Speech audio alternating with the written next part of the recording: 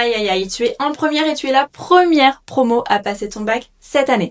Pas d'inquiétude, il y a 6 points sur les automatismes qui ne sont pas très compliqués. Donc c'est parti, on regarde ensemble le QCM3 du premier sujet 0 de ceux qui suivent l'aspect maths. Le prix d'un article est multiplié par 0,975. Cela signifie que le prix de cet article a connu petit a, une baisse de 2,5%, ou encore petit b, une augmentation de 97,5%, petit c, une baisse de 25%, ou enfin petit d, une augmentation de 0,975%. Je vous laisse réfléchir quelques instants, n'hésitez pas à mettre pause pour donner votre réponse en commentaire, et c'est parti, on regarde ça ensemble. Ici, on multiplie notre prix par 0,975. Or, multiplier par un nombre qui comprend entre 0 et 1 nous permet de réduire la valeur initiale.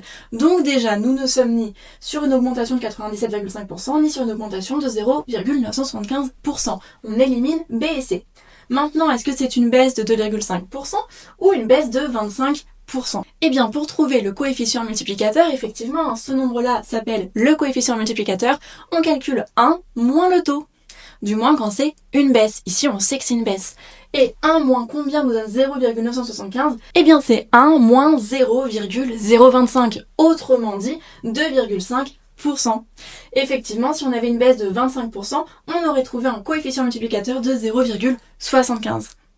Si tu as des questions, n'hésite pas à les mettre en commentaire et on se retrouve prochainement pour le corrigé du QCM4.